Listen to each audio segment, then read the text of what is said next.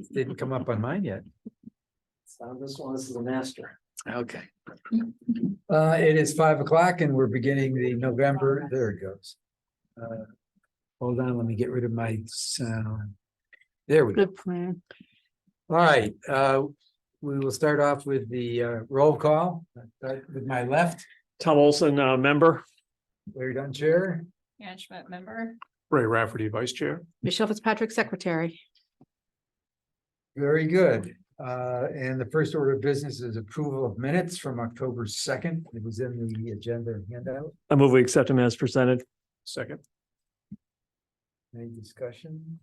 I think there just might have been one type. Page 3. The Conservation Commission will publish an inventory summary on January 30th of every year. Instead By, of yeah, I would say by. or by. I would say by. Oh, yeah. You got it. All right, with that addition, and without objection, the minutes are approved. Okay. So next item on the agenda is our guest speakers. Megan. I know you want the remote. I know. Jeez. You missed, Figured I was gonna get you set up at least. Yeah, that would be. What's that? There you go, Megan. And is it shared through the Zoom too? No, all right, hold on. You're right. Good catch. There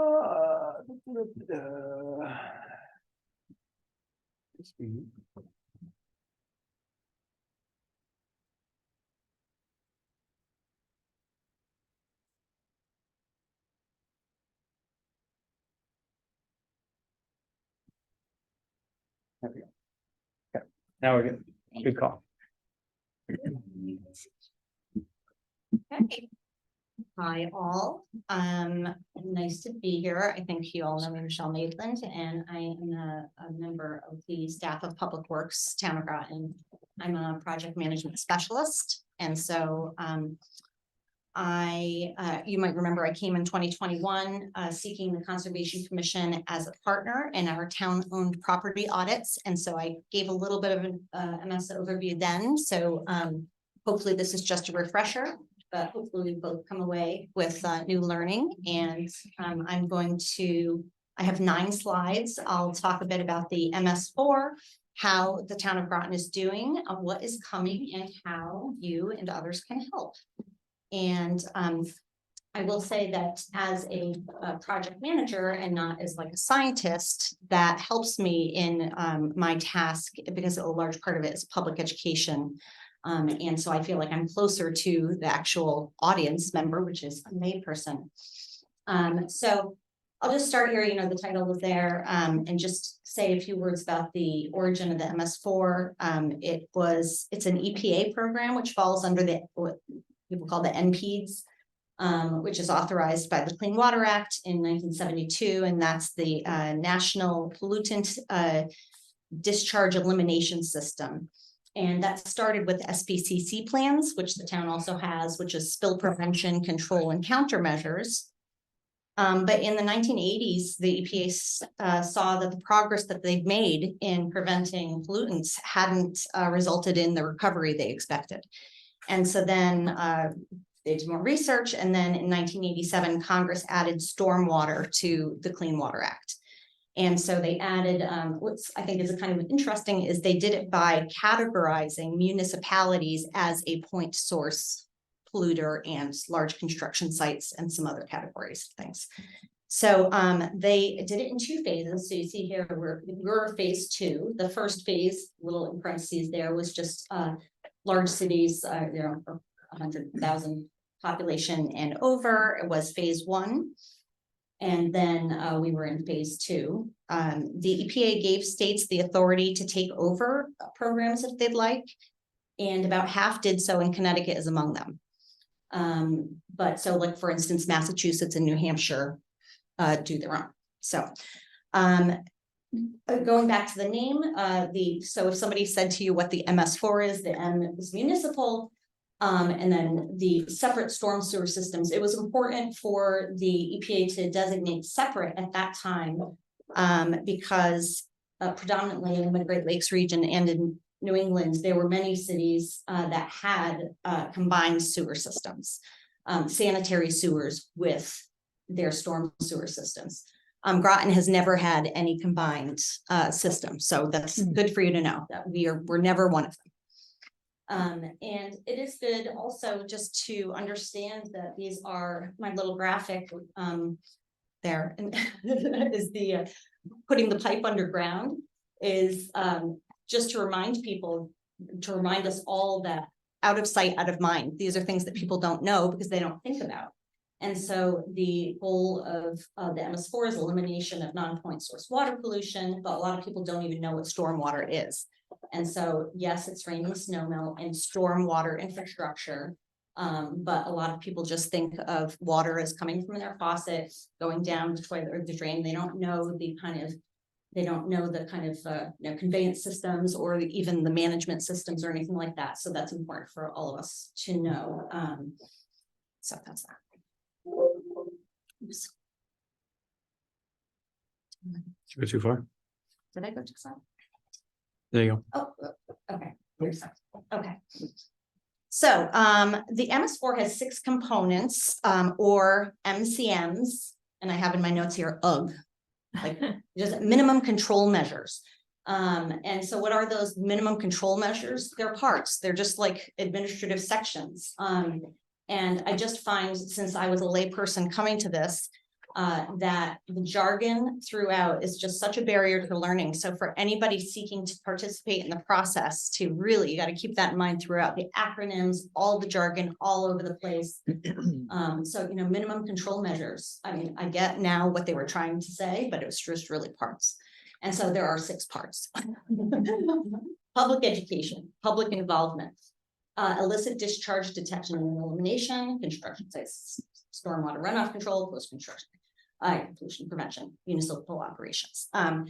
So I don't know why public education and public involvement weren't one single one. That's like more, you're making it more complex than it needs to be.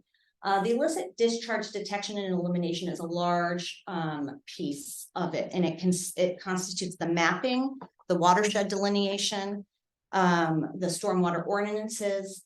I'll say like illicit discharge, like maybe that makes it sound like, evildoers and black masks. So that just could be somebody who doesn't know that they're not supposed to wash their car in the driveway. So that's a very big part of the program.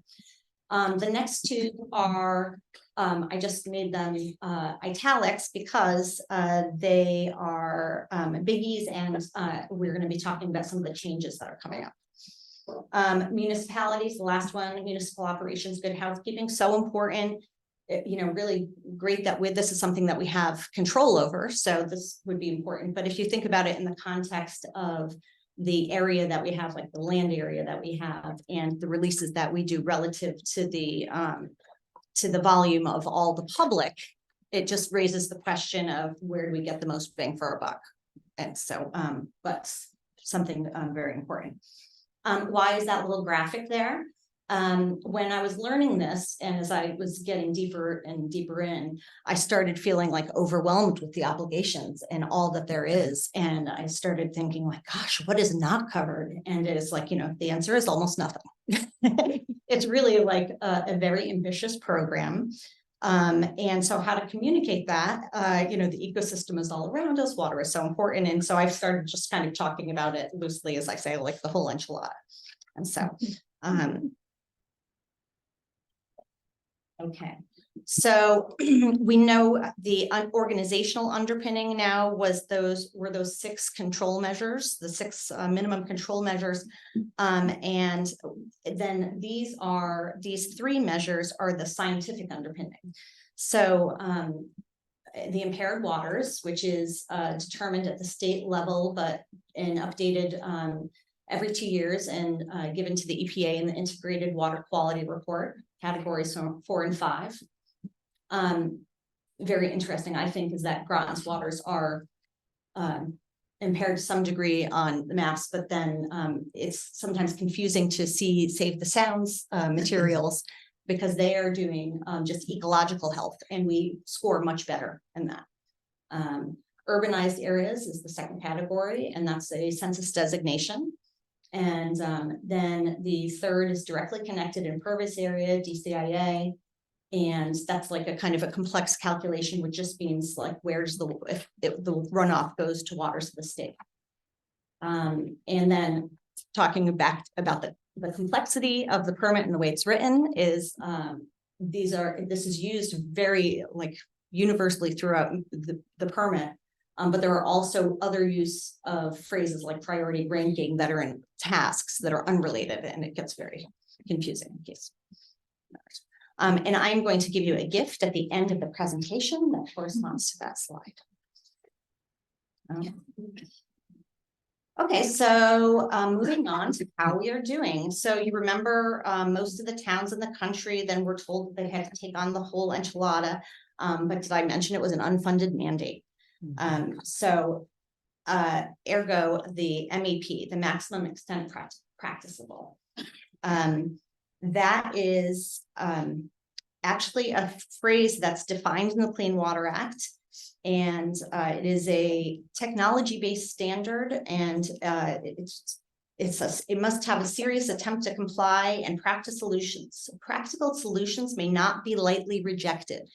However, there's a long list of qualifying factors, and among them are ability to finance the program, capacity to operate and maintain the services. So, but how often does the town of Groton invoke the MEP in our considerations?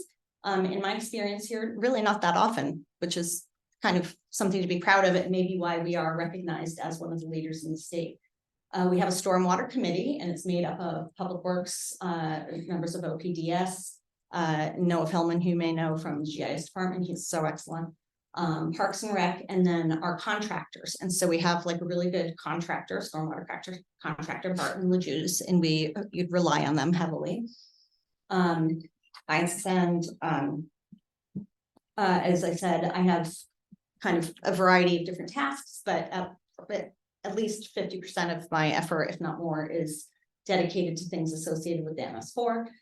We have Megan who joined, which has been hugely beneficial, and the synergy that's happening is really, I think, elevating our efforts. Lots of partners that we're involved with. That ECCD is the Eastern Connecticut Conservation District. I think you're all familiar with the Big Cove Watershed Committee, Save the Sounds, the Nature Conservancy, the NERD, Long Island Sound Study, Coach Project O. And how many of you know about our Clean Waterways television show? Yay, Tom. No one else is raising their hand. Okay, glad I added it. So please go on sometime this week to the GMTV YouTube channel, and you can see the public access show that we've created for public education of MS4 topics.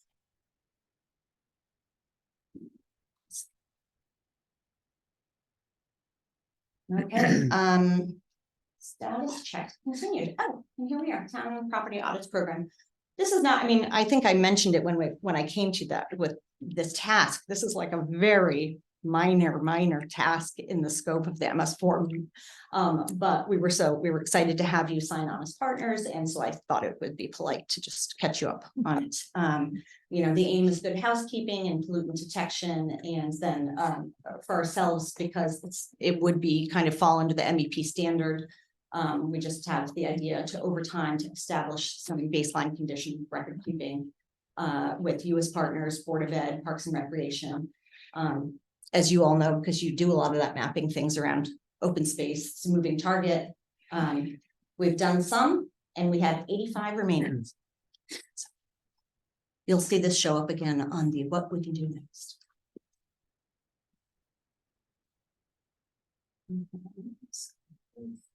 Okay, status check continued.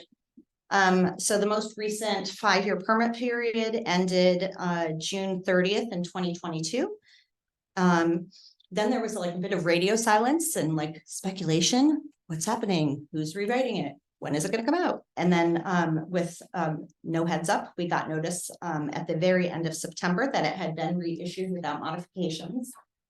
And I want to say that you even got it, like you might have gotten it October 2nd or something like that, the notice. So this version is only 2 years. And it's an extension, so it offers time for us to catch up in all the towns, and then to maybe plan for reissue. We have with Barton and LaJudas, our stormwater engineers, talked about kind of what our priorities should be in that 2 years. And so that's our list, which is the mapping, the continuing of our investigations, which is one of the tasks that we have not completed yet. We're in the middle of standing up the administrative portion of the town's stormwater ordinance. The zoning updates, which spans the construction and post-construction, which we'll talk about, and then process improvements for our public works maintenance and our processes there. And then retrofits, which has a little asterisk because it says without modifications, but that is the only task that actually will be advancing because it's written into the permit that 1% is added for each year of the permit. So at the end of the conclusion of the 5 years, we needed to be at what was it, 2% disconnection. And then we got a year off while the permit was expired. And so at the end of this 2 years, it'll be 4%. So that's just a little something. And then really, I think that this might have been speculating why they did it for 2 years. It's because we have these deep guidance updates that have been issued, and we're going to move on to that. So this was a significant deep advance to do this work on these guidances. And so they released the guidelines for soil erosion and sediment control, and then the stormwater quality man. You can see by the page numbers. 1,000 pages. Yeah, and it's dense but it's well written, and it's really well done. And it provides direction for the regulatory and regulated communities. And so that's like developers, architects, engineers, towns, hospitals, universities, all of it. DOT, government site planning, source reduction and controls and treatments. So March 30th, the effective date, the design's already at 50% will be waived having to meet these standards. So we'll see if there's a crush in your department of new applications. And then in September, of this coming year, all work must comply. And I just think that this is going to be, it's kind of an exciting present for this. And so I think it'll be a big dramatic move. The dates and the criteria apply to all general permits with related references. So it's just that it goes across like, so much work in the state.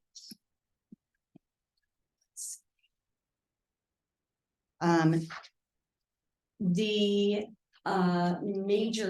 changes in the guidances. I thought it was funny that the top listing on both of them were like with a sentence talking about the conflicts and inconsistencies resolved.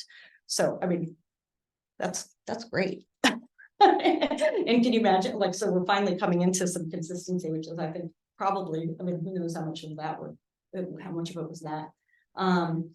Incorporation of climate change and resiliency concepts, including design, storm, precipitation frequency data, which is like kind of, Megan maybe could talk more about this, but it's like behind. So it's not like the most current data because it takes like 2 years. So and we all know it's changing, but great that they really did a serious job incorporating it, enhancing infiltration system info, which is then now definitively assigned as the primary means of meeting retention standards.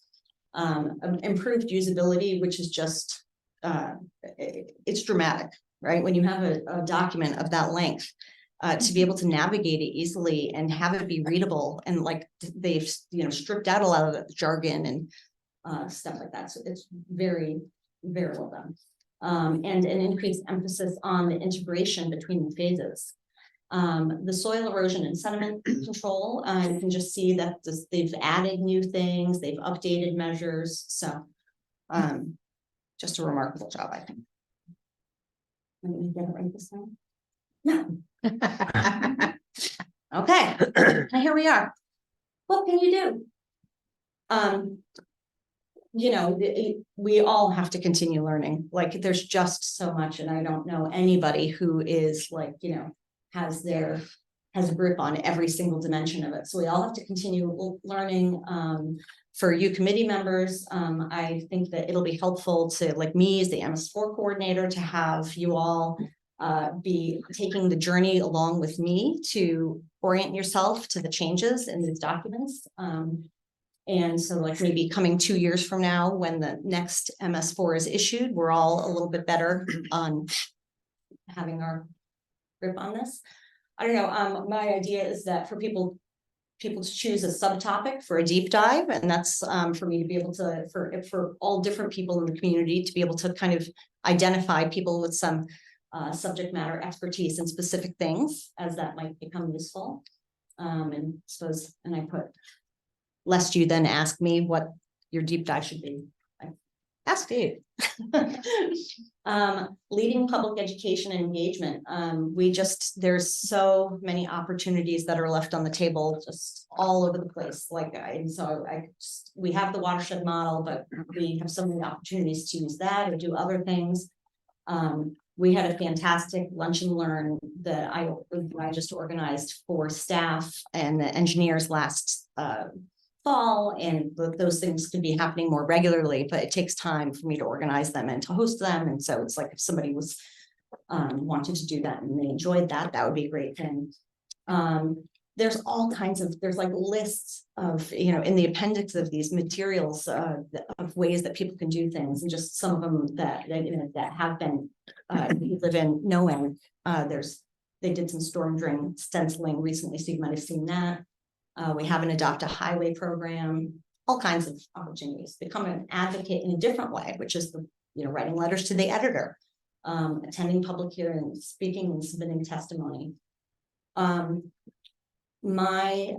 Because Tom, well, several of you are familiar with the Baker Cove watershed and like committee, and the fact that we're trying to get some data, right? And so these a lot of the state waters are not assessed because we have a water rich state, and it's a very complicated and time intensive project. So expanding CUSH, which stands for Clean Up Sound and Harbors. They're a not-for-profit, and they do a fantastic volunteer water quality monitoring program, and expanding their membership, and they do the training. It's a commitment. It's May through October, Saturday mornings every other week. But if more people got involved, it would be less of a time commitment because you can share different sites. And so it could, you know, so we do that. And then supporting the town-owned property audits. So we're back to that. And then I'm always taking these opportunities to try to make small changes myself to prioritize resiliency in my own household. Up in the corner, the 3 takeaways I was doing, I came up with this only in doing these slides, the little whole enchilada, which I use, you know, just colloquially talking about it. Here it is. It's like, where is this? Yes, right? So I was thinking about, I was like, oh, how can I close with this? Should I just do that instead of this, what you can do? And then I was like, oh, look, you put the whole enchilada, so think of it, instead of calling it the MS4 permit, maybe I start a movement to call it the WE permit. That's a little thing. So, and taking out the jargon, so trying to remember that, and understanding that people do not know, they don't know, and out of sight, out of mind. So don't make any assumptions, know your audience when you're talking to people. I've just heard people who are very, you know, educated kind of make comments that reveals that they are not aware of the difference between the stormwater infrastructure, drinking water, like processes, sanitary sewers. So keeping that in mind. And with that, I will turn it over to Betty. Great. And we will have questions at the end if you have questions. Good evening, everyone. Megan Granado, I'm the town sustainability and resilience manager, and I'm here to kind of piggyback on Michelle's presentation, talking more specifically about permeable pavement, because I know there was some interest in the group. So before I started with the town of Groton, I was down in Maryland working for the State Department of Natural Resources for about 8 years, managing funding programs, contributing to Chesapeake Bay restoration. And a lot of what we funded was green infrastructure to help improve our watersheds. And so I got to learn a lot about different green infrastructure techniques. And I got to attend one day, it was a highlight, what they called a pervious palooza. And so this is a porous concrete that I got to make in a solo cup as part of a takeaway. So that's my show and tell for the evening. You can pass it around. So here to talk about, I'll go do an overview of, permeable pavement, and then talk about kind of the ins and outs, and then use that as context setting for a grant proposal that we submitted to tell you about that. Yeah. So jumping right in, I always like to kind of clarify, there's a lot of very similar but slightly different names that people use to refer to a bunch of similar techniques. So I tend to use permeable pavement just for the sake of consistency, but there's all of these kind of similar approaches. Like I said, porous asphalt, porous concrete, like Michelle is holding right now. Then you also have the actual different paver types. Then you have the pavers with the plastic geogrid, all talking about very similar things, right? How you have a hard surface that's letting water through. But, people call them by slightly different names, but I'm just using kind of the blanket term for the purposes of this presentation. Want to just briefly talk about the design of these projects. So there's more than meets the eye, right? When you're walking along, you might see a material that looks like this at the surface. There's a lot more going on beneath it. So on the left, this is a more sort of simple approach where you have the concrete pavers or you have your porous concrete at the top. But beneath it, there is an entire reservoir made up of different materials that the water is continuing to move down in through. So you have different sizes of gravel, there's different required depths. And then the design on the right is showing a situation in which you have to have an under drain. So that might be the case if you are having an area that the in situ soils don't have good infiltration rates. If you have less than ideal depths to groundwater and bedrock and things like that, you actually put this pipe in that eventually the water infiltrates, hits the pipe, and then the pipe is connected to your stormwater system. So you still get a lot of the benefits of the water coming in and filtering in, but you have to have, through design, a way to still move that water out. So that's kind of what they look like beneath the surface. And there's a lot of really great things about permeable pavement. You just heard from Michelle all about the importance of reducing our DCIA, our directly connected impervious area. So this is one of those techniques that helps us make progress towards that goal. You do get water quality improvement through the filtering of the water, retention of sediments in that reservoir, and so forth. Permeable pavement can also be used in a lot of places, including those that are relatively space constrained. So if you don't have enough surface area for a large bioretention facility, you might have enough area for this type of approach.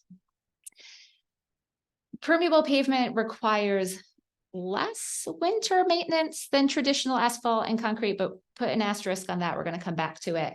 And then it's also considered a cool material because of the pore space. It tends to not heat up to the same extent that traditional concrete and asphalt do. And so it can help reduce urban heat island effects. And there's been some studies looking at the health of street trees growing surrounded by permeable pavement versus traditional materials, and they tend to do better surrounded by the permeable pavement. But there are some, a number of different design considerations that need to be made when looking at the applicability of this. So ideal sites have between a 1% and 5% slope. This isn't something you're going to put in on a really steep hillside, for example. Is best in areas that have A or B soils. A and B soils have decent infiltration. So if you can imagine, you're scooping out a bunch of the soil, you're putting in that whole cross section I just showed you, then you still have soil underneath, right? So if that soil underneath has good permeability, that's great. If that soil underneath is clay, less ideal. So the soil type is a consideration, although like we talked about in the design, if it is an area with lower infiltration, perhaps you can use the under drain approach. Seasonal high water table depth is also really important. You don't want standing water in this thing, or else it's not going to be very effective. So ideally, you're looking for sites that have a pretty deep, like more than 3 foot depth to the seasonal high water table. And that's measured actually from the bottom of that cross section I showed you. You can design them so they receive drainage from impervious surfaces up to 3 times in size than the permeable that you're installing. So typical applications tend to be lower load areas, walkways, parking lot stalls, plazas, sidewalks, road shoulders, things like that. There's also some constraints. So with your permeable pavement, you don't want to be routing drainage from permeable surfaces onto it. Especially areas, if you think about areas that have a lot of organic materials. So you don't want to be routing runoff from turf that gets mowed into your permeable, because all of that cut grass is going to move into and gum up your system. Similarly, with areas that have a lot of existing tree canopy, if you have areas with a lot of falling leaves, that might be a consideration, or it might be something that you just have to address with doing additional maintenance that we'll talk about in a minute. According to our regulations as they currently stand, you're not allowed to implement permeable pavement in our water resources protection districts, which is the area outlined in blue. So that's a pretty significant chunk of the town where right now this putting in permeable pavement does not jive with the regulations. You do also need special design considerations if you're looking to do it in an area of heavy vehicle load. So oftentimes in parking lots, you'll see permeable pavement in the stalls, but not in the drive aisles. For that reason, heavier loads, areas that you're going to have school buses ripping through all day, every day. Not that it can't be done, but it has to be done with different design features. And lastly, it should not be built if it's not going to be maintained, because the whole reason why this is effective is that water is moving through the system. If water stops moving through the system because it gets gummed up with debris, organics, anything else, it's going to function the same exact way as your typical asphalt and concrete will. So maintenance is really important. And that's my next slide. So typical recommendations are vacuuming twice a year, typically May and November, and there are special vacuum trucks that are designed for this purpose. The November cleaning is going to help prepare the area for winter, which is important. You do have to be realistic about the size of your vacuum truck or your vacuum when designing your permeable pavement. You know, you don't want to be doing the equivalent of having a little handheld vacuum cleaner trying to take care of an entire ballroom, right? So that's something that you have to take into consideration. Looping back to the winter maintenance, like I said, the porosity of the material actually helps snow melt faster. However, that's a good thing, right? Generally, snow removal is easier on an area of permeable pavement. However, there's a lot of contradictory advice online about the best way to maintain these things in the winter. Whether or not salt can be used, brine can be used, sand. Some people say you can use fine sand, but then you have to make sure that you're vacuuming it out come spring. Other people say you should never put sand down. So people manage it a little bit differently. But I copied one of the recommendations I saw, also spoke to the actual equipment that you'd be using, and, you know, ideally using a rubber tipped blade edge. So point I'm trying to make here is that it's not quite the same as our typical surfaces in terms of those maintenance requirements. Maintenance might not be as time consuming, but we need to be able to plan for the fact that it has to be treated differently. So where is this all going? So you're probably aware through our ARPA funds, the American Rescue Plan Act funds, the town allocated funding for the purchase of a vacuum truck, which is huge. When I ran grant funding programs, the first question we'd always ask when someone pitched us a permeable pavement project was, well, how are you going to maintain it? And they said, we don't know, or we're going to figure it out. We said, nope. Try again next time. It's critical that we have this equipment. So now that we have this equipment, which I learned from Michelle, is rare in Connecticut. We are in a terrific position to really build out using permeable pavement for the town. So we took advantage of this momentum and a lot of work that Michelle and ECCD had done for previous grant applications. I begged, borrowed, and stole from materials they had put together. And we put together a proposal for the National Fish and Wildlife Foundation's Long Island Sound Futures Fund grant. We should find out within the next month if we were successful, so fingers crossed. But the proposal that we submitted is called Learning Lots. So the entire point of Learning Lots is integrating not only just the use of permeable pavement, but really that institutional knowledge of how to site it and how to design it into town staff and function.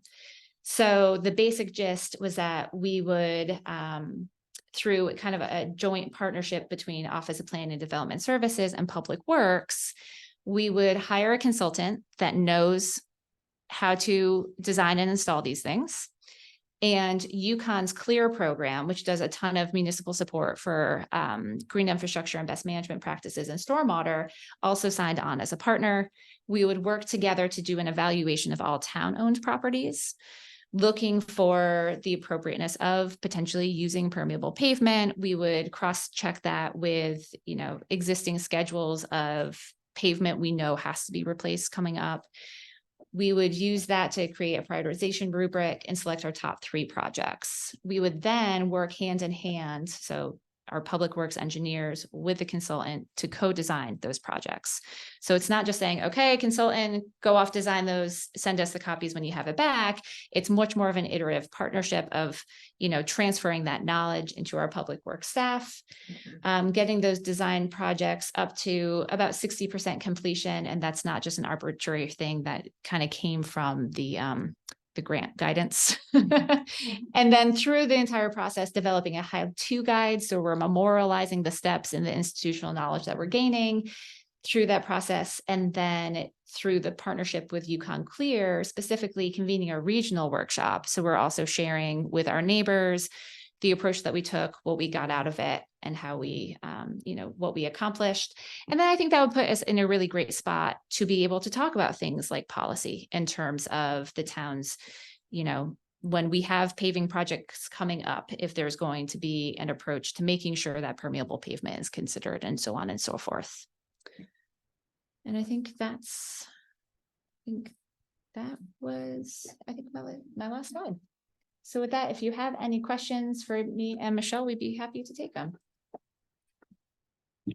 Bunch. A bunch? Lay it on us. A little bunch.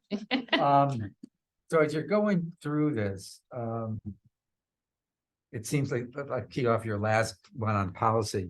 So are you envisioning that there'd be proposed changes to the zoning regs that follow up with permeable surfaces, where, when, and how they should be implemented?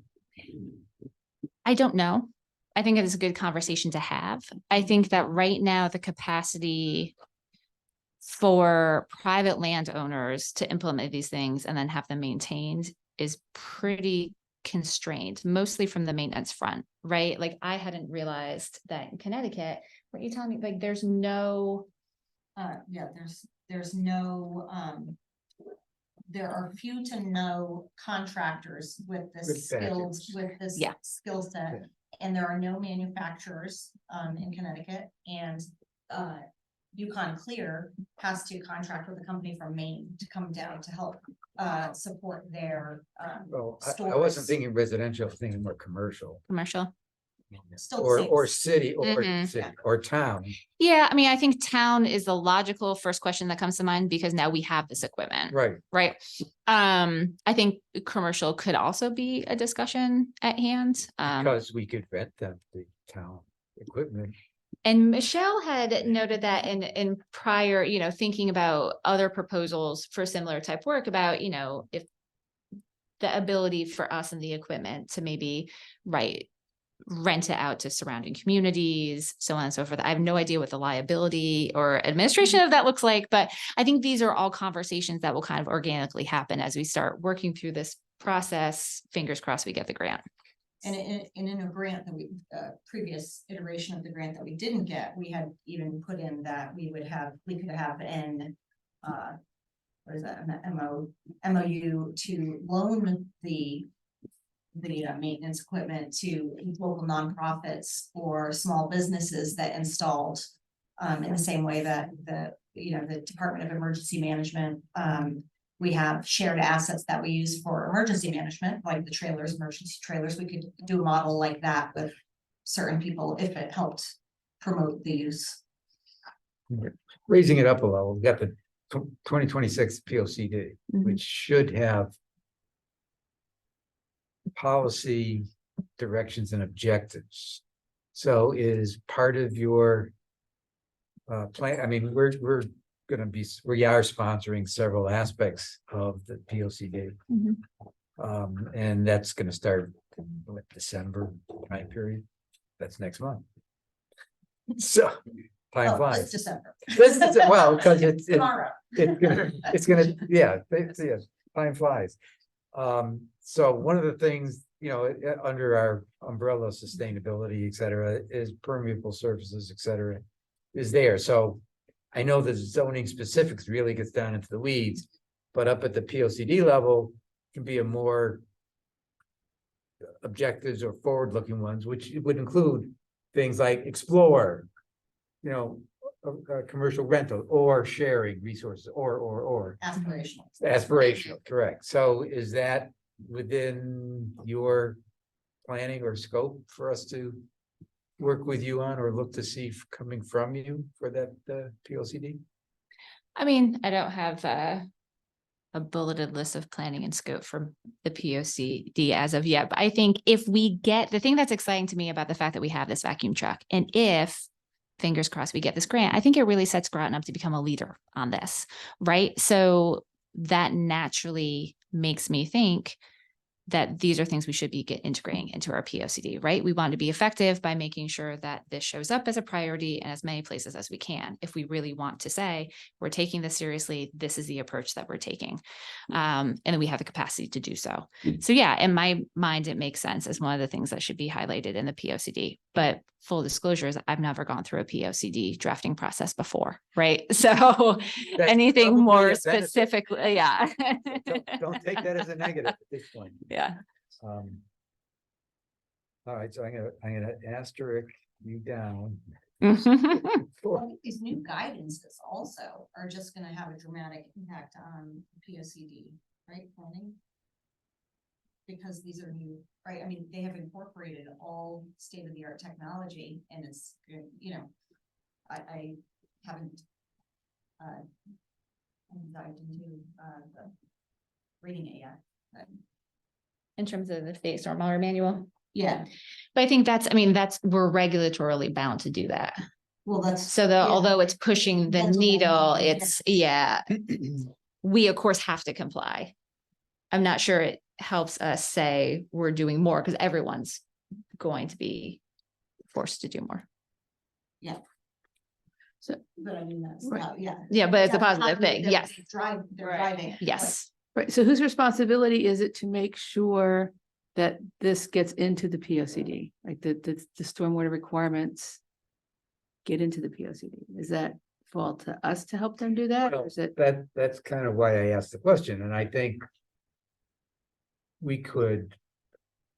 I kind of view us as the oversight to make sure certain things get Did in it get there, there? but town staff has the responsibility to get it in there. You know what I mean? To Mhm. actually do the draft. So we'll be pushing Mhm. for certain things. Not everything, because we're trying to limit, POCD is pretty broad. Yeah. I think I want to do it once every 10 years, Mm. but what we've selected is a small subset, six areas that we want to push. Mhm. And this is in one of those 6 areas. So we'll be, let's call it an advocate for pushing the town staff and the consultants to actually draft this. Yeah. So I think the answer to your question is town staff is responsible But which area do you think this? goes under, under? well, we have one under sustainability in general. Okay, I right? guess. That was one of the 6. So the stormwater would be Yeah. under the state. Yep, yep. I'm sorry, I had more questions, but let me. No, go ahead. let No, Other no. people ask questions. That was one of Oh, my you- questions. you- Yeah, that was Oh. part of my question, so. I have a question, more for Michelle. In your education to reach out.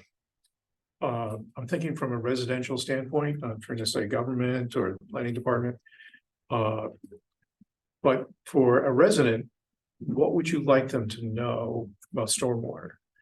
That can help you. And help the town? Yeah.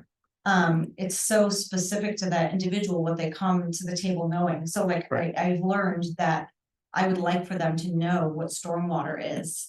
And that there is the stormwater infrastructure and the difference, I mean, just loosely between the delivery of their water, their drinking water, the sanitary sewers, and stormwater as just a starting point.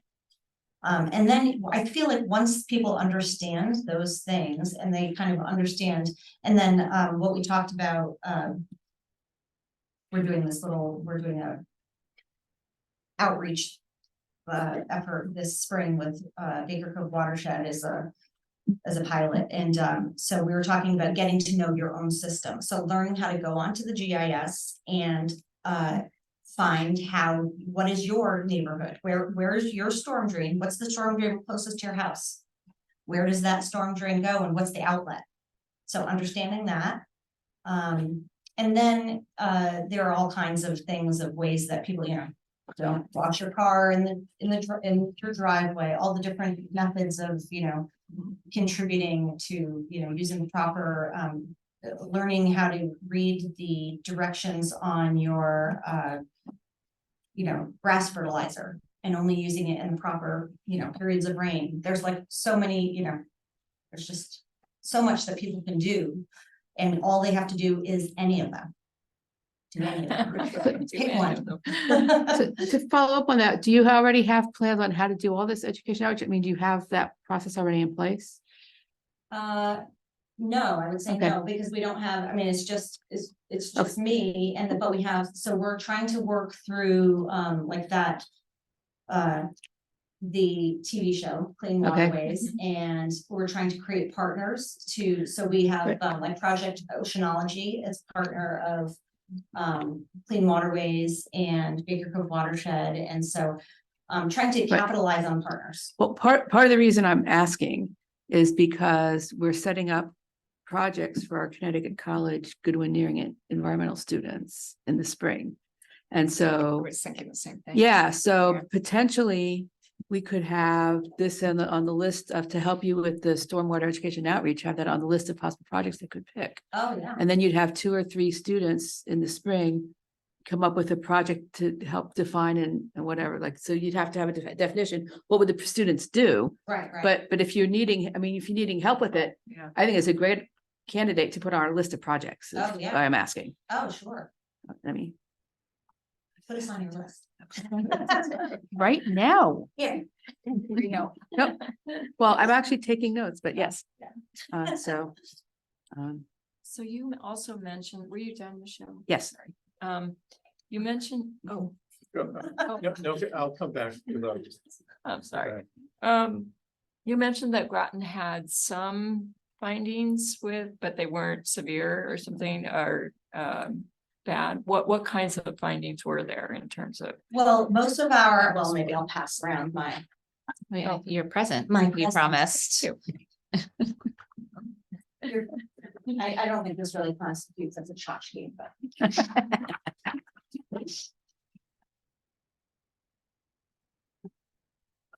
We need one more. Oh, sorry. I gave mine away. And so anyway, so this is just, Oh, this is the an update map that had not been updated. And it should be updated every 2 years because that's the impaired water data gets sent to the EPA every 2 years. So we would have updates, although we haven't really had an Okay. update to our So what you're looking at is the impaired waters is on the left-hand side, and then our urbanized areas and our directly connected impervious areas here. So I'm using my train of thought and what your question was. Sorry. Impaired. Yeah, the impaired waters. Oh, Waters, so yes, so this is those are our impaired waters. They're all around. So and what I was saying is these standards are the state standards when they are trying to reach the fishable swimmable standards. So that it's specific to each water body. And but the Save the Sound does this Long Island Sound report card. And if you go look at that, we have like A+.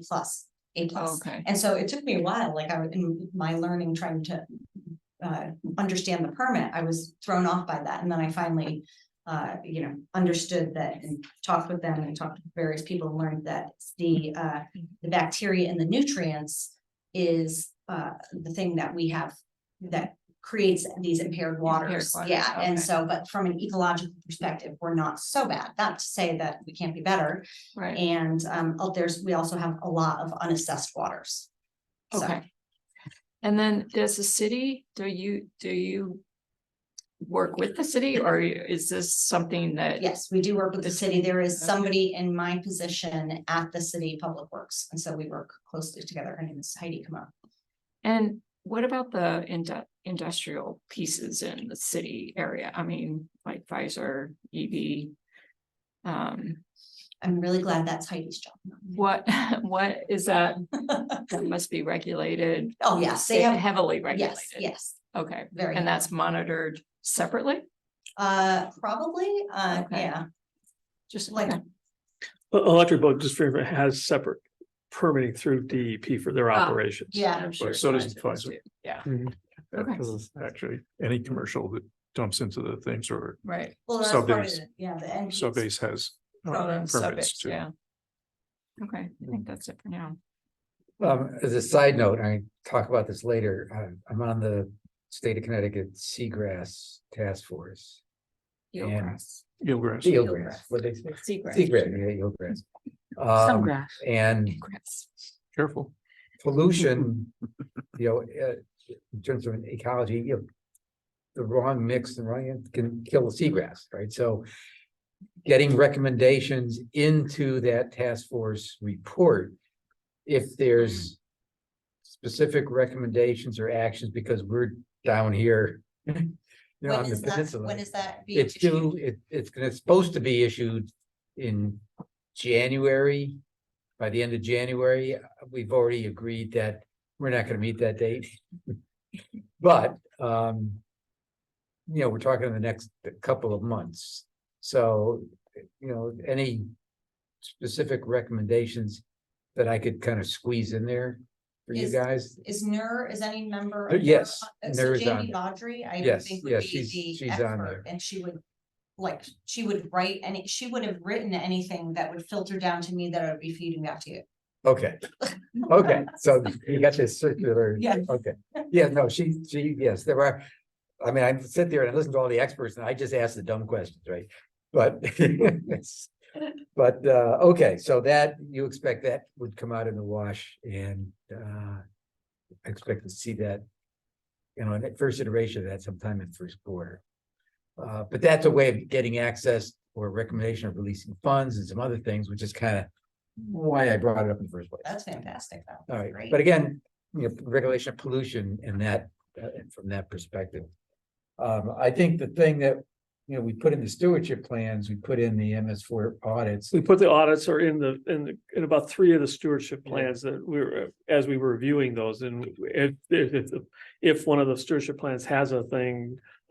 As we go through the review process, we've been adding it when it comes to review. The problem we've had, to be brutally honest with you, is we haven't done any Right. because we've had the issue with the That's where I'm gonna volunteers. Go through, is I was thinking that coming up this next season, right, when the weather gets better. Is to maybe pick some and have us sign up. To execute some of those, however we can do it, whether through a kind of college project, et cetera. And 60% of the town property is open space property. Yeah. So it's Well, that's why. it's a chunk. So, I would like to say that we, as a commission, would sign up for audits, or maybe with the help of GCA. Yeah, okay, yep, all right, I got a hand it. That, we could try and get members of the community, but getting a schedule with some properties, not like saying, we're gonna do them all this year. No, and So- we had talked about that previously, and Right. frankly, like, Well, I would ask that you prioritize those list of property, open space properties, and start there, because that's what we signed up for. And if you can get us that prioritized list, then we can have a discussion about how we want to stage it out and then reach out Mhm. to other folks. So rather than the total stewardship plan, Mhm. maybe at least do this part of it, which is Yeah. more achievable, let me put it that way. The stewardship plan's got a lot of stuff in there. This invasive species, I mean, that's the big one. This one's a little easier in terms of the audit than doing that. So I would put that as a to-do back to you to give back to us. that's Fair fantastic. enough? We'll Okay. do that. So I had that. That's not a heavy lift for me, but do you have a date? Like, is it for your next meeting, or you have Oh. like some kind of? like, Well, are you I looking said for May? we would start when the weather gets better for next year. Oh, okay, yeah. That Yeah, works. I'd like the water to actually be running. Spring is a good time because the water is really running, right, usually. So I would say that January, the January meeting, Sure, that would then give us a month or two to kind of. but any winter hikers also, if I can throw out the idea of just bringing it along that sheet. Sometimes it's a little tougher if the snow is on the ground, Well, because sure. seeing stuff, that's all I was just thinking of, is the ability to do it. Yeah. Anywho, so that was that, do you have any? No, that's what was my question. Oh, okay, all right. Okay, all right, well, thank you very much. Can I have a quick Oh, one? Oops, sorry. On your monitoring checklist, I've forgotten about that. You gave it to us at the previous meeting. Yeah. And I apologize, it's stuff somewhere in a All pile good. somewhere. And it's not being very effective for me. So, in my area in Mystic, there's a lot of trails, private trails as well as town trails. And I don't know, how many of those people actually have that list or know the list exists. That, either faithfully walking their dog on the trails.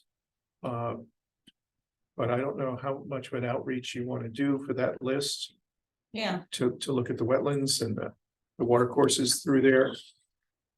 if, that outreach is such a challenge, right? Right, And, sure. it's like I can add, I don't think it's on our stormwater our stormwater website page. I could and should add it. So I can do that, and then I can do a Facebook post about it. If I may ask, is there anything associated with the trail maps that the Parks and Rec has up on their town website? That if you want to walk a trail, you can go to that trail and it gives you a little introduction about the trail. That also, I can talk with Noah about that, although my sense is from, if you look back at the checklist, if you go look, like, I think there's not, as people who maybe regularly hike their own properties, it would be comfortable, but I don't think that it's something that would be, I don't think the general public will receive it and go, but may be able to be like, feel comfortable filling it out and then sending it to me and like that kind of thing. Not to say that, well, we can't do more of an Parks effort. and Parks and Rec has checkoff lists now for hikes. So Yeah. I'm part of the Board of Trustees for Pequot Woods. And each member of the each trustees takes a month. Yeah, And during that month, you do the walk all the way through. Yeah. And there's Parks and Recs has developed a checklist. I should talk to Mark about this because, Right. they're one of the partners, right? So Right. they're a separate partner. So they, they've adopted this checklist now over to comp property. Yeah. And it would be wonderful to have something from your department, you know, as part of that checklist also. Actually, I did have Megan, are you staying? Are you leaving? No, I unfortunately have to go. Okay, so I guess we talked about these Connecticut College projects. One of the ones that we haven't talked about yet, but I've been thinking about is to have students look at how to add sustainability to different development projects. So you would obviously be a person they'd want to talk to about that. So I just want to Sure. give you a heads up that we're going to discuss that possibility as projects. Okay, yeah, great. Definitely keep me posted. I'm sorry, I did not realize the time and I must leave. Have another meeting? Sorry. Thank you. Thank you so much. Thank you. Thank you. And I don't know if you want to pass this along to Kristen. Oh, no. Right, thank you all. Thank you so much. Good information.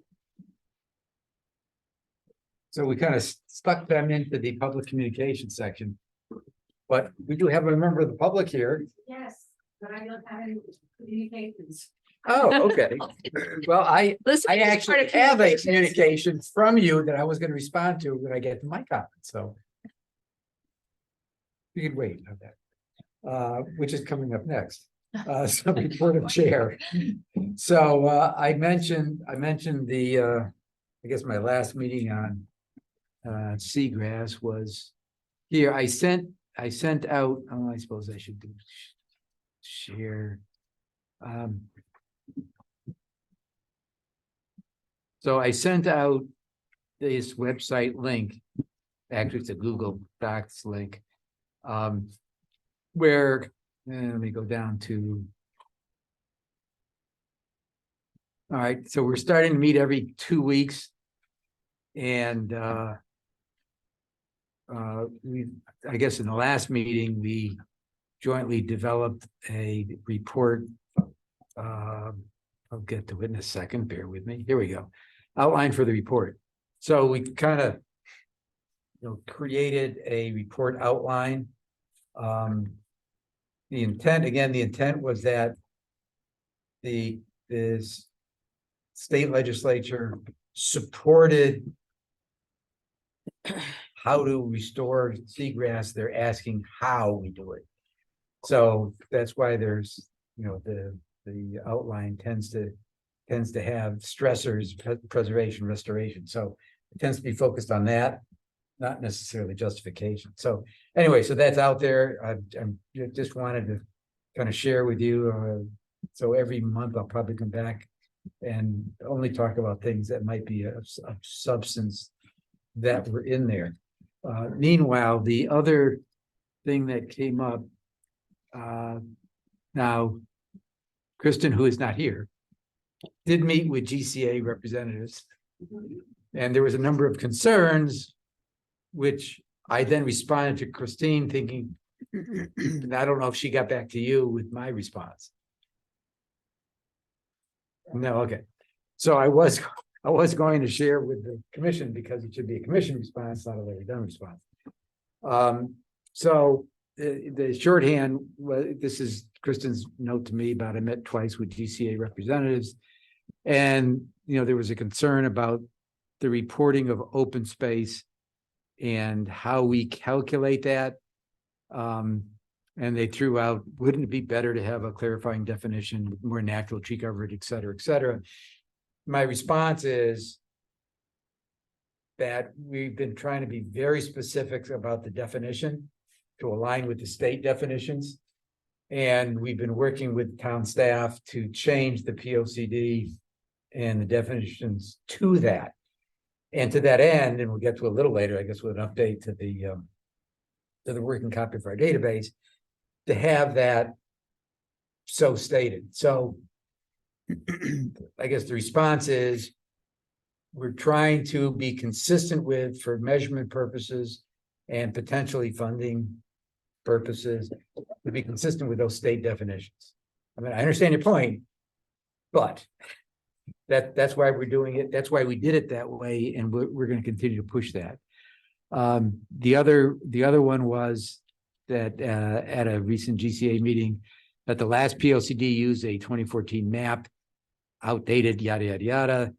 We've been working with GIS and IT to get improved and updated maps in GIS, and I guess I should assure you that that those maps have been improved, will continue to be worked on, and that's part of the role we're doing, certainly for the open space properties, both public and private, by the way.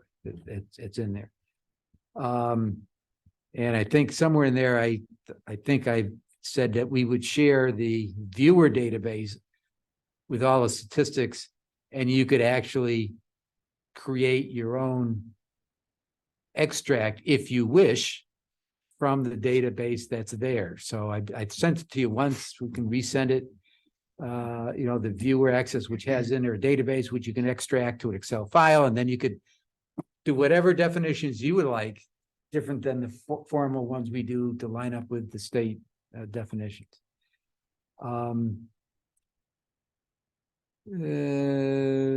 There was a comment, I get comments on what's our support for composting.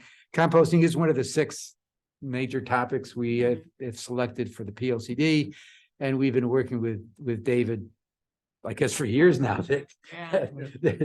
I unfortunately have to say years because the things take a while. David Aldrich of Scara. Yeah. Who did the commercial compound? Yep. So we continue, and we're also, I guess, the December meeting, is that they're inviting us to their November 29th meeting for forecasting waste management stats in general. That's an important target. If you looked at, I think it was 2 meetings ago that we had David was in here, and he gave us a lot of statistics, as well as staff, about the problems we're going to have with what to do about waste, because we're running out of places to put waste.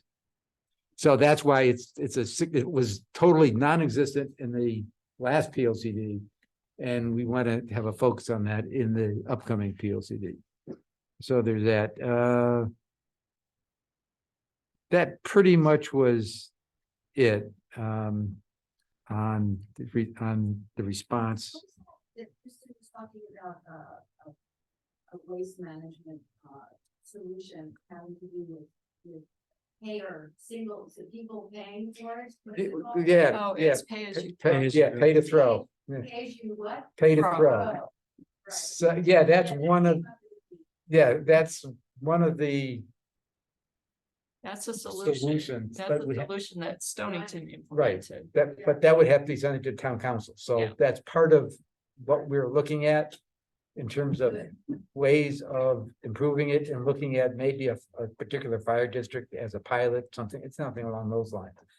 So, I think that we should say no ink, right? Because UCA is heavily into the no ink area. Well, there's several people in the room. that Yeah, live in New yeah, we live in knowing. So more on that later. Okay, the next item on there's nobody out there, right? Else out there? 2, nope. Report of the commission members. So, I mean, I've listed like at least 3 or 4 that have stuff going on, so we could start with Mr. Olson, who has the most. Yes. As far as my report is that I've been meeting with the ECCD people, and particularly working with Baker Cove Initiative. They've gone back and done their update, and they still are maintaining us as the point of contact for the cleanup efforts, principally because of our stewardship plan and the properties that are on Baker's Cove. And so, and with that, I had a meeting, then that rolled over to a meeting with the NER, because they basically reviewed the Baker Cove work plan for the next 1.5 years, and they volunteered to potentially have student activities this coming summer where we could get a cleanup effort if we wanted to coordinate that with their NER interns. So I'll have them be working on that with the Avery Point folks. And then I'll be attending the Kakiewicz on Saturday here. I don't know if anybody else signed up for that. Yeah, I thought about then I forgot to sign up, so. Okay. And then, And you're going? Oh, good, we have two, Oh. that's We have, good. no, we have two going. Yeah, that's good. okay, So, I don't have anyone from Wetlands that I've heard. okay, that's Gotcha. fine. And then, the last thing is now that we got a nerve, asked, you know, that as their things is, can we support a letter to them? For the, they're putting in a grant, for the Connecticut National, creating resilient habitats in southeastern Connecticut by engaging, in an environmental justice community and restoration and open space access, with a focus on putting this at Bluff Point Complex. And they're looking for us to just give them they gave us a template letter already as far as what they want us to say. But you know, I think we've got a commitment in our open space to support the NER, to, you know, for their establishment and their actions. I think this is the first time we're being asked to do something. So I think we should be supporting it. It's just to, you know, they're going to be, the grant activities will focus on making wetland habitats more resilient, reducing erosion, invasive plants, and implementing green infrastructure technologies, increasing public access to surrounding Groton's residents.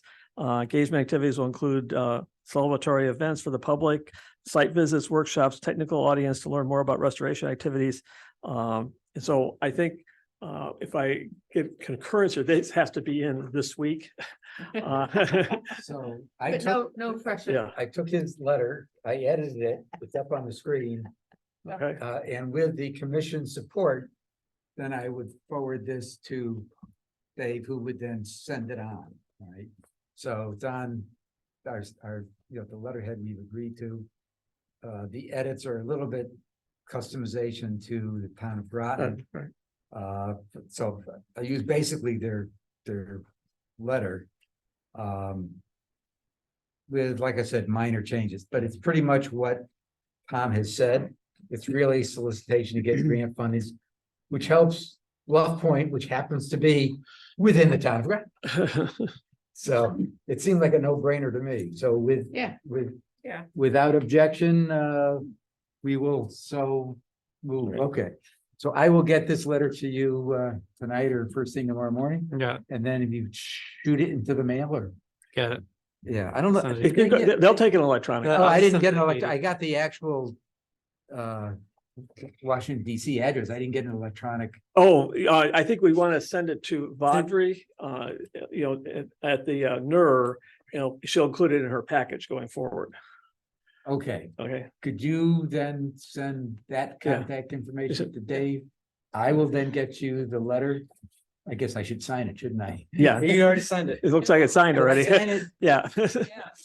All right, I signed it. All right, I'm ready to go. Okay,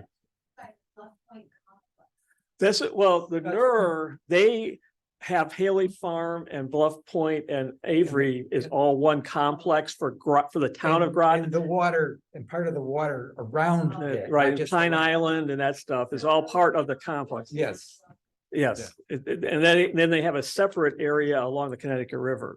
Okay, so they have two general locations for the NER. Which is the DEP facility. Okay. all right, let me stop share there. Okay. Larry, can you send me a copy of that letter, please? It will be in our agenda coming out, but I guess I don't have a problem. I can get it from the agenda.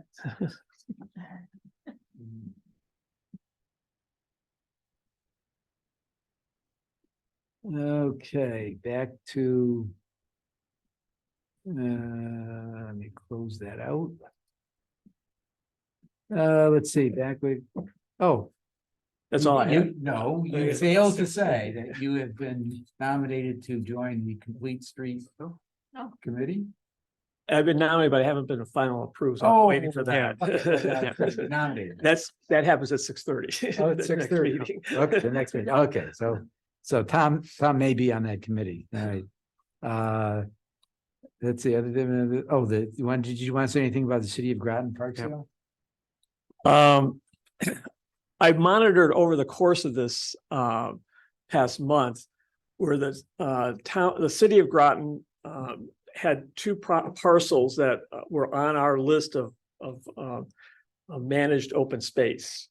That they put a public hearing announcement out to sell those two properties. Okay, kind of, it's just like it sparked all your interest. It sparked mine also. So I monitored that. And I attended the public, first off, I went off and investigated what are they really doing. And I ended up talking to the one of the town staffers, the finance director. He says what they're trying to do is to sell this parcel to the owner of the surrounding Groton Estates apartment complex, so that he can then put in a recreation facility onto that. But before he puts money into it, he wants to own the parcel rather than putting it on town property. Okay. So that's what the town has done here. Then I went to the public hearing. I wasn't allowed to talk because I'm not a city resident. Okay. So I talked to the the town planner, the city planner after the meeting, and I reviewed the maps and the easement that they're proposing. And so what they're maintaining the parcel will have restrictions on it, so that when the deed gets processed to them, it'll still have to be maintained as a park, but they're going to be allowed to have facility on it now. Okay, so it's going to basically probably change it to privately owned with open space facilities on it. Might have to kind of monitor how that goes into but once we get the deed, it gets all processed and everything.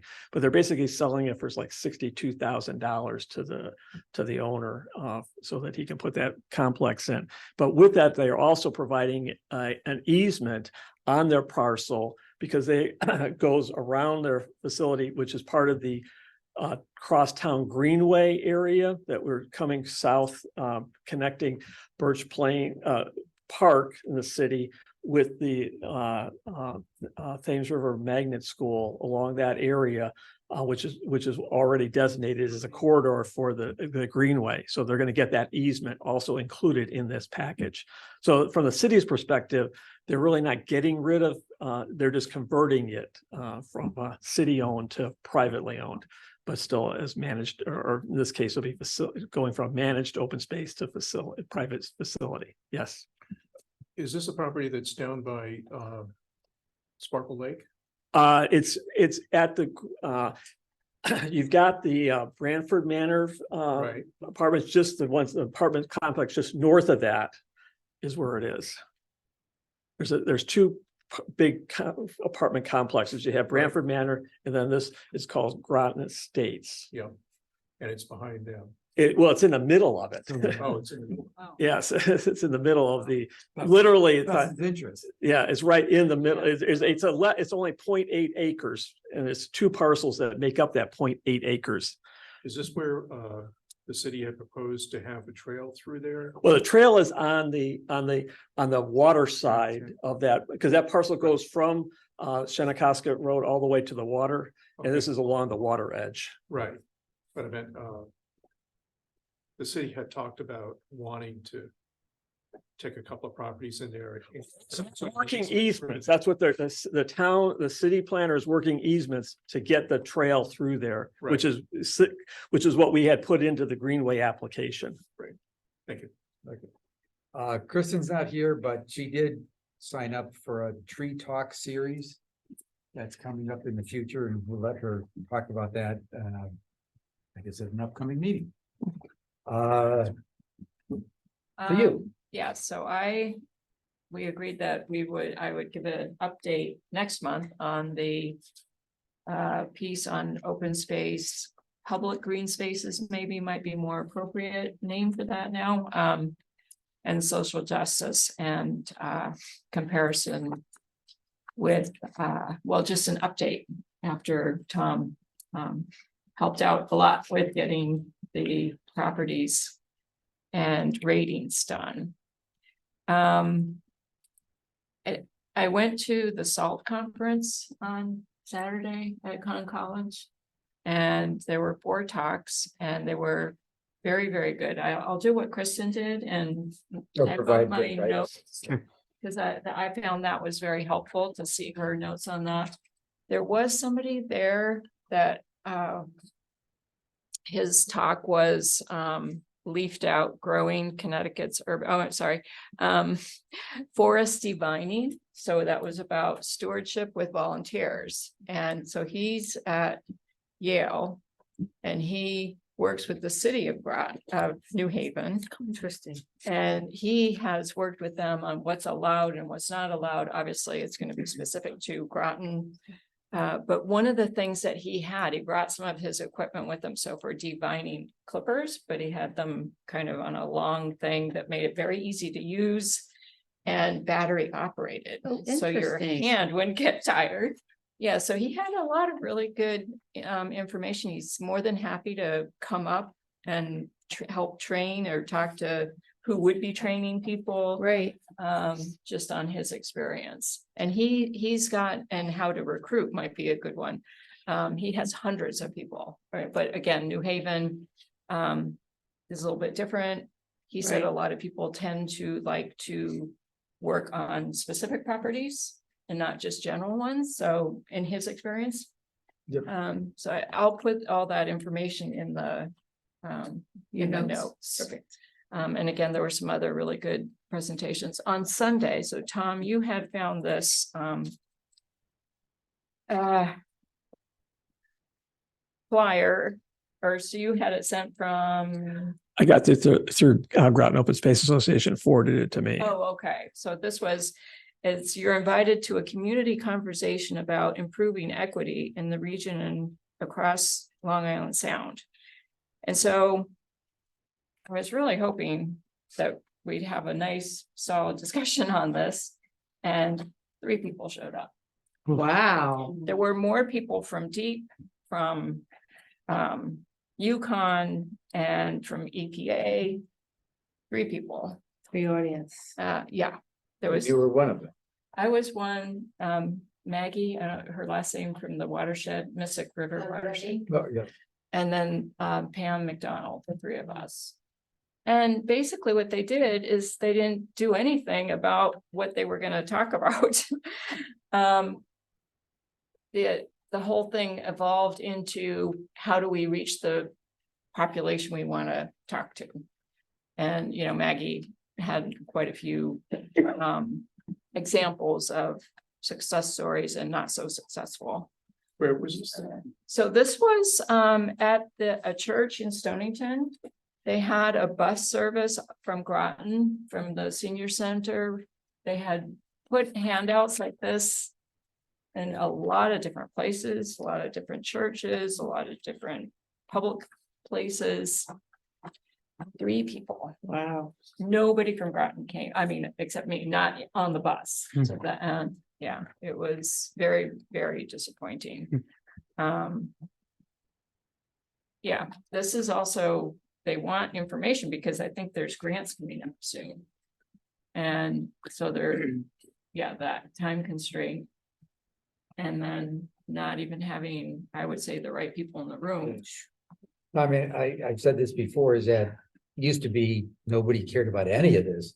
Now there's so many meetings Yeah. Mhm. Maybe that you that's- kind of, I mean, even I get like one a week. And well, you can't go to all of them. So and again, we split it up a little bit. But still, that's the good news. Good news is a Yeah. heck of a lot of interest.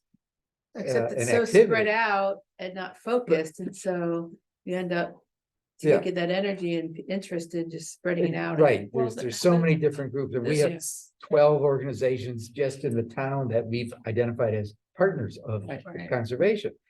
It's a lot. Yeah, it It's a is. lot, This so, was on Sunday, it was 2 to 4, and it was a beautiful day too. Oh, well, that that's, was working against that us. that works It was against you. Really, really. yeah, nice. we don't have many beautiful days left. I know.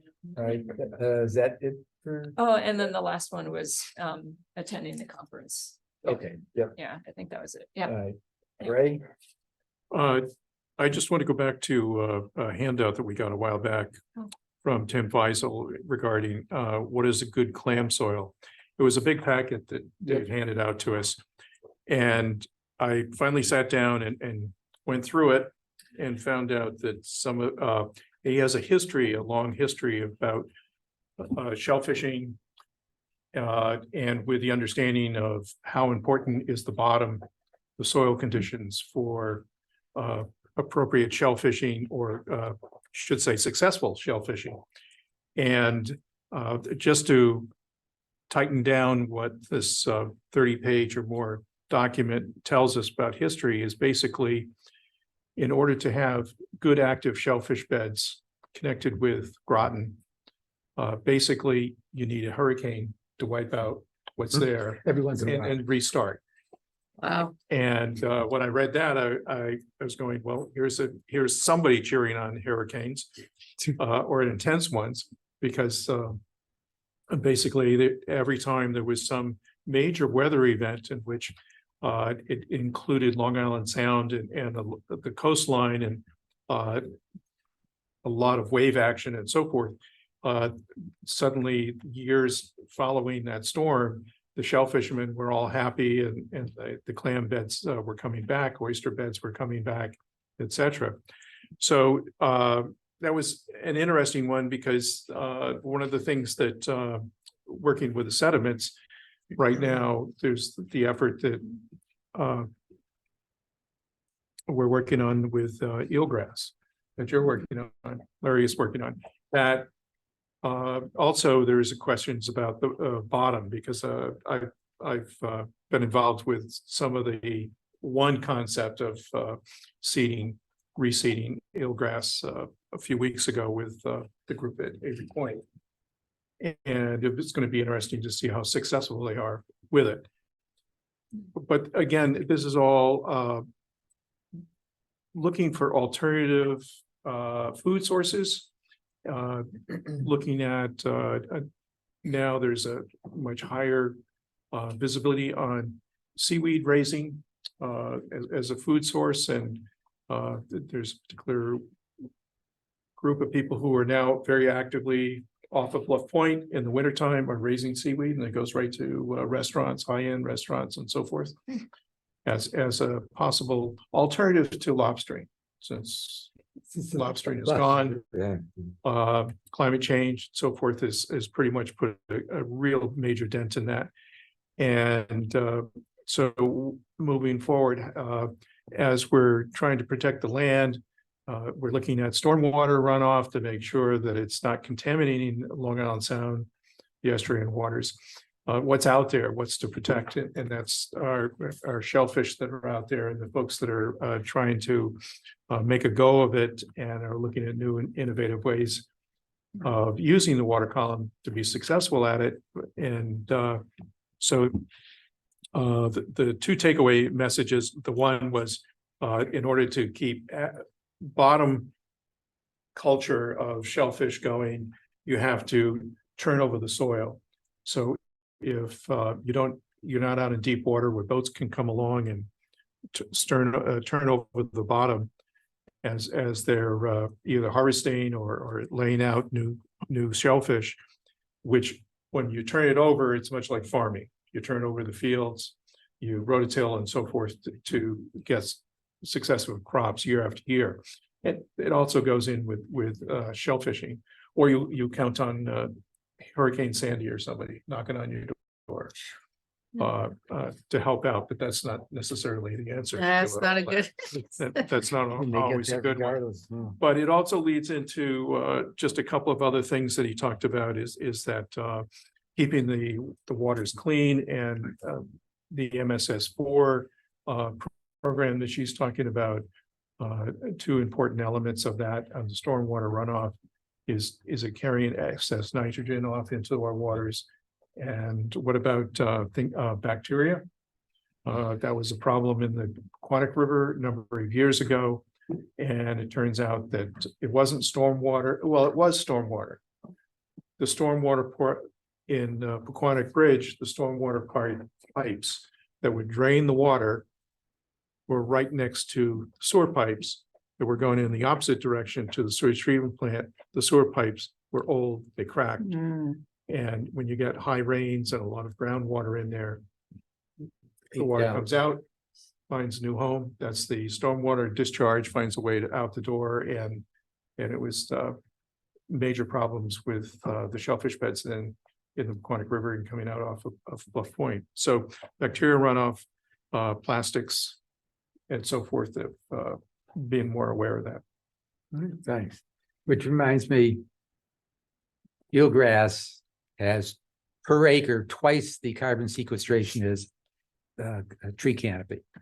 So there should be eelgrass. So there should be a minimum of twice as much. I've seen some studies that it maybe even more. So it is a significant, and it grows a heck of a lot faster than a tree. Well, it was new information, I guess, last year, and then we talked about it, but that's what, so it's given where we are and the amount of acreage that we could do.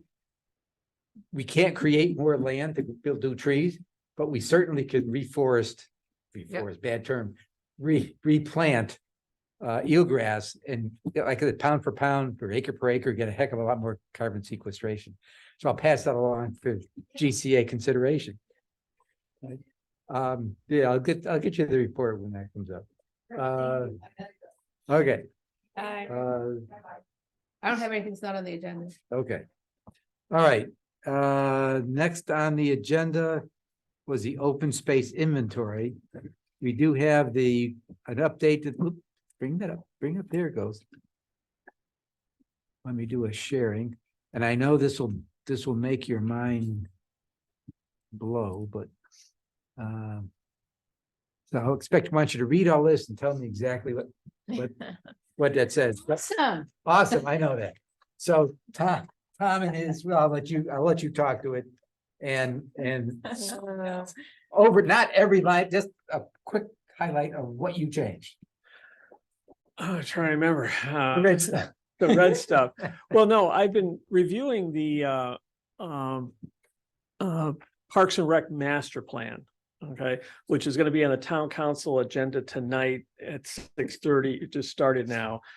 Their meeting to approve the master plan. That master plan categorized some of their parcels. And so what I've done is I've assumed that's going to get approved here. It's already been approved by the committee of the whole. So it's going to be hopefully rubber stamp here in the next hour. But I've already updated our index to match up with their recategorization. And I've provided everything that's in red in the database now. This version matches up the categorization and everything to match up with that. So if they approve it, would you then communicate this It's to Noah? to Noah, right? Okay. When you say recharacterization, exactly Well, what they had like mini parks and different kind of categorizations. I just made aligned everything to how some of these, there was some changes in how they classified some of the parks Right. and other areas. Okay. That's the biggest change here. Thank you. Terminology. The terminology and the classification, The because they number have, of acres is the same, it's just in different. yeah, it's just re-racking it to make sure it's inconsistent with what their master plan had. All right, so that is available, and I guess when Noah gets done, then the viewer link you have would then see the update. Yeah. That's our process. Right, because we're gonna ask Noah to everything that's in red there to fat finger it in and update it. All right, let's see. Next was open space planning. I did not have any updates for that. Then PLCD, we did talk about it. You know, you mentioned yours, which is on it. We talked about the storm drains and some other things. Are there any? Oh, I guess that was another thing we talked about via email that at December, I could do the sustainability. Right, Let's take a stab at that with the PSCD. right, Yeah. because we had So we had a presentation sucked up an hour. I shouldn't Yep. say that. An informative presentation. Yes. And we didn't want to do two things at once. Right, Because we right. wouldn't have a chance for normal, So regular. I can do both of Right. those things. Okay, so Yep. sustainability, That's fine. I just want Is to, that okay? that's fine. I just want to be realistic with how much time do you think you're gonna need for your presentation for the social justice piece? Because that's a big topic and I don't want to have two huge discussions. We have some time, you know what I mean? So I'm just trying to be realistic here and know, is If you're- suggesting pick one. no, if No, you tell well, me, Ann, you know best. I think that there's we had a pretty good discussion already with what we had, but Right. I think it should be a simpler discussion. Okay. We've aligned with what Tom did, what was in open space, and use the same the open space plan to use the properties that And I've seen it, so that's why I'm saying that. I'm Yeah. like, I'm just trying to think about like, how much do you think it's gonna solicit a lot more feedback from the group? If not, we can do both. I'm just trying to be realistic here. we can also set a time limit on it. I mean, I don't know. Larry smiling. Because, yeah, I haven't finished going, I mean, I've done some work, but I haven't finished thinking about how some of the end result. or Well, let me conclusion should propose be this. handled. It's really an update on social justice because we did spend a lot of time on it. Yep, we did. And it's an outline for sustainability, Okay, it's fine. not the full discussion. That's fine. Yeah. That's It's right, so I Oh, think, yeah, it won't be. it's- the full oh, yeah, discussion. it's- It would be where we could apply it and with potential examples of how to. like I said, an Yeah. outline is Yeah. what we're looking for the Yeah. first time Yeah. around on all Yeah. these things. Yeah. Okay, No problem. I Okay. just wanted to clarify. okay, And no, keep us honest. All right, budget support. We did send, as a result of last month's meeting, we did send the formal CIP for open space Yep. into staff. Yep. I have not heard anything back. I assume everybody went, ooh, that's good. You're not asking for money this year. No, they said, ooh, this is good. You're way ahead of the schedule. So they kind of set it aside and it's like, this is great. We already have it. Okay. Now we need all the other CIPs to come forward too. So I think, and they'll obviously follow up when it gets close. to that Okay. point. But yeah, they were very happy. Like, wow, this is the first CIP we have. All right, number one. All right, so there you go. Number two was you got with Barry to offer our Support, and assistance. and he says, And he says, it's not. yeah, it's not ready yet, so. So that was the next one. That was really, we wanted to focus on those two. Right. So that one is still, let's say the Ongoing. heads up is out there, for Mark. Vacant land review in the interest of time. Oh, yes, I know. Let me open that up. That it? All right, so this is the taupe, and this is another one of these things that I attend. I have to zoom again. So just to let you know that these are out there.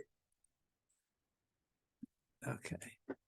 This is like the draft minutes of meeting that is out there on the Town of Groton website from October 18th. What I wanted, so you can go out there and look at it. I'll just give a quick summary. On Groton Heights, it was a 367,000 assessment on the property. We voted unanimously to sell it. It's kind of more of a commercial property environment anyway. So there really wasn't a lot of discussion there. Pleasant Valley is 16.7 acres with 5.7 million assessed value. We did have a lot of discussion. And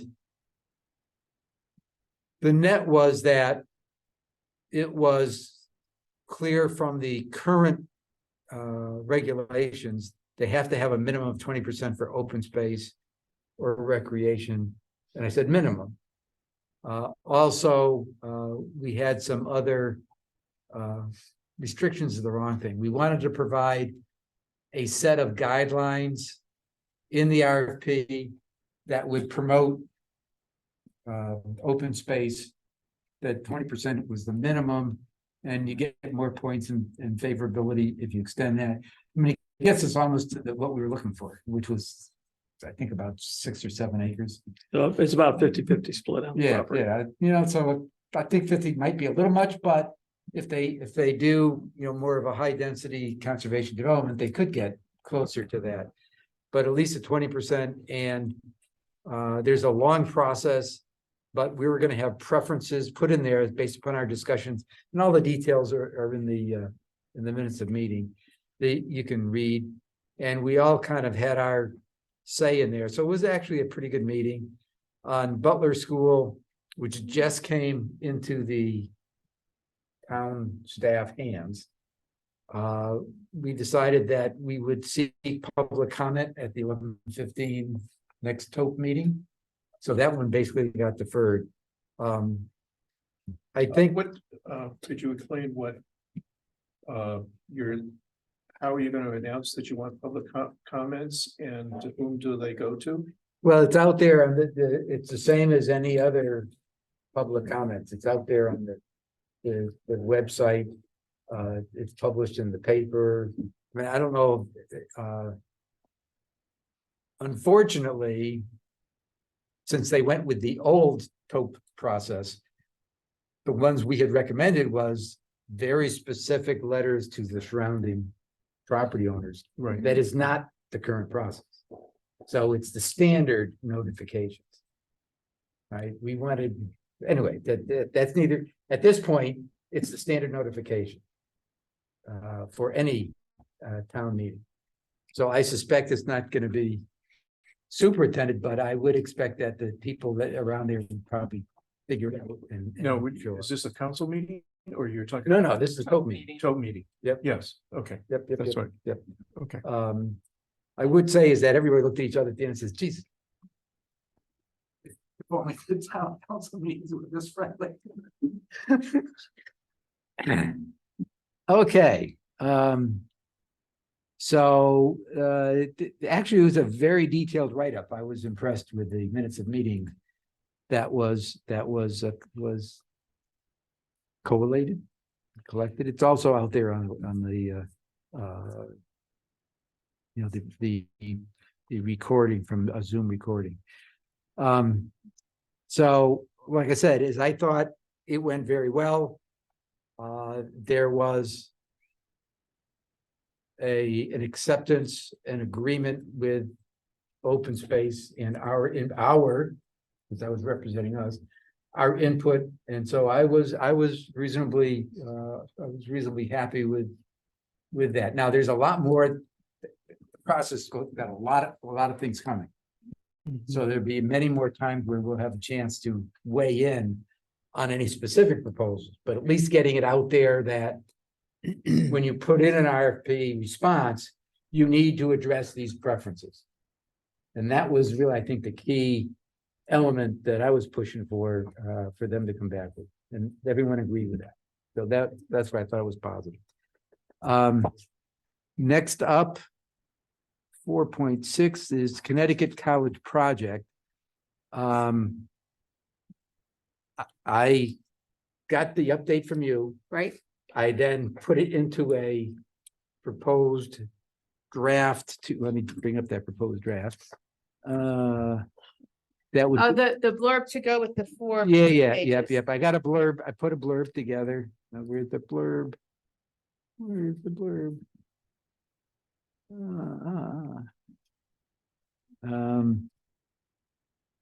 Let me share. I think this, let me share that. I'll stop sharing there. Share a new screen. And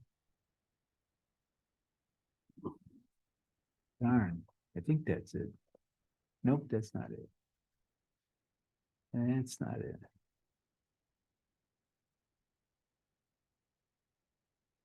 That it? That's it. Okay. So this is my proposed update for the, what I do is I get your guys' agreement. I go back into IT and then they update it. So this was a, Well, there's a typo, It- conversation. Yeah, conservation. Where's that? Where's that? Oh, conversation. Oh, I love this. Thank you. That I will, fits too. I will fix that. We are also our conservation and conversation commission. So I will go back and fix that. Right. But this was according to Michelle's recommendation, we have the native plants, which is already in there. We have the Earth Day. I don't recommend that. I recommend the one page, This that you is- have the no, that's the presentation. That's the whole PowerPoint. You don't want that. Huh. You Oh, want that's this just one. the, You just I- want the No, I one-page picked summary. one page out of it. yeah, but I created a summary that's a bigger picture. I created a summary webpage for each of those 4 projects. That's not what I thought I saw. Each- I saw it. Yeah. Yeah, each project has the webpage that I specifically designed as the overview of that project for the webpage on our website. Okay, And the title looks like, webpage, right? It says in it, the title of the project topic and webpage. So, and those are all in, well, now I could put, I guess I could rearrange it so that all the web pages are in one folder, but I basically on the Dropbox, I put everything from native plants in one folder, everything from Earth Day in one folder, everything from, stewardship in one folder and all right, everything. I'll go back and, So inside each of those folders is something that says webpage, but if you want, I can put all the web pages in one folder, if that'd be easier for Good you. night, Tom. yeah, The 4 things that I want to put on our webpage, I'll put in one that folder would be easy. called web pages. I will do that. All right, and I'll correct conversation. I will do that. Yes. All right, I'm glad I came and asked you guys. Yes. Support that for this before I go blasting something out there. Okay, so, I'll do that tomorrow morning, all right, so I did, maybe tonight. We'll see how it goes. where was I?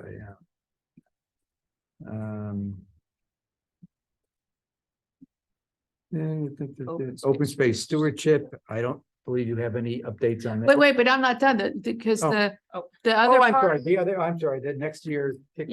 yeah, there's, I'm sorry, it's like, to me, that's way more important than. then last year's Posted. summary, yeah. Okay, so we had talked about inviting Jen. I didn't do that to public as well because I don't want to, obviously it's already 6:45. I don't want to spend a lot of time, but I'll read what I already have. All right, so the Earth Day, the 2 that I just added from tonight's discussion is stormwater education and outreach and the MS4 audits on town properties to figure out what kind of project we'd have. From before, Larry suggested community involvement and budget input. I don't know exactly what that means, but you can always outline something. What was that again? Community involvement and budget input. That's the note that I made from what Larry said last month. I don't know exactly what that would look like for a project, but that was your suggestion. Can you reread it? Community involvement in budget input. I think I was on yeah, that doesn't ring a bell with me. All right, good. I could just erase that Okay. because I don't understand it anyway. And then the value of stewardship and why it's important. I guess it's an outreach type thing, coming up with. Yes, Okay, and then the other thing, the big thing that I thought about, and this will take a little bit more working with it is, one of the things that we talked about last month was the fact that we want to have sustainability in all the development stuff, not just as that specific thing. So I was thinking, pick specific development issues and have them do a project on how to include sustainability in that issue. Now, we would have to have either we could take the last POCD and see what, here's what development is happening and how you would put sustainability in that. But to basically help with that part of the process is how do you make sustainability part of the development part of the conservation development plan? That makes sense? Not the conservation part, the development. Yeah, right. It's an addition to, right? We still have the sustainability in our there was nothing section. in there in the last PLCD, would have to be really working with Megan. Well, that's what I'm saying. We'd How have to, get we would it have to into- pick, we'd have to pick a topic. Yeah. And they can work with Megan and research how you would include sustainability with that topic. I don't off the top of my head know what those topics would be. It's just a I mean, concept like at this point. commercial development versus residential versus. Yeah, or whatever, even whatever, something more something more specific, like whatever they're recommending in the development part. How would you make sure sustainability gets included in that? Oh, okay, I got you. Well, you could even say incorporating green infrastructure. How would you but basically, Green- right, Right. right. So basically to give them, And just different- take one of the topics and say, you know, run with, because they have sustainability people at college too. I Yeah, mean, it's yeah. a. That, yeah, so let them pick a topic and we can have, well, we would need to have a list of what those topics are Yep. before the meeting with them. So here's like 3 or 4, you know, pick one of these things. And investigate how you would recommend including sustainability in that topic. So timeline, that's in January, correct? Mhm. Which means We need, within the next, now, our meeting coming up is December, so we Right. need to probably have a side meeting with Megan on that one rather than trying to do it here and Right. with us. yeah, we really, it's something, because I don't have this was a concept. I don't have the answer for what the best way to do it is. Well, they might take a look to see what College is doing. What's their current plan, green plan, or and That might be another. Or maybe the And then- project is come up with how, like, just do Or the something overview for- of how you yeah. would do it. Yeah, right, see what the college Yeah. is doing, and then how can you apply it to a municipality? so that's another, just instead of Right. go for specific Yeah. topics, do this year, do the overview, and then next year we might be ready to apply it to specific topics in development. All right, is it possible by early January? Oh, we gotta talk about the next year's calendar. Yep. By the first meeting in January, which is early versus I know that Yeah. the College ones will be later. Have something that fleshes it out a little bit with Megan's input for the January. We're meeting? gonna have to, yeah, we should by the January meeting be ready to have our topics with a paragraph. Okay, So, yes. okay, all right. So, and I guess, is in the question, so that's 5. That was 6. No, we took away the budget thing Oh, you did, okay. Yeah, Yeah, because we don't know what it means. All right. No, I agree. Not that I'm. I, counting Nick, down. you just took my great ideas and you just flushed it. That's fine. Well, obviously, I don't know what this means. Well, this is an environmental group, it's not a business. So I guess the other question Economics. is, does anybody, you know, if Aspects. we can add more look to at that, my notes. like if stuff comes up next month at the meeting, we can add it to the list. Like, I don't know if, Ian, there's some social justice thing that we could add as one of their options, or, so just think about as you're, you know, we're doing our other stuff, are there, you know, we want to give them at least, you know, 5 or 6 right, candidate choices. list. Well, one Not- Candidate list, right. comes up, looking at tree canopy and where tree canopy is absent and income level. I Okay, think if you look at some of the more developed areas that are in census blocks or tracts that are lower income, there's less trees. so social that's an justice issues with tree analysis. canopy or something like that? Yeah, that's actually one of the talks that was Okay. at the SALT conference.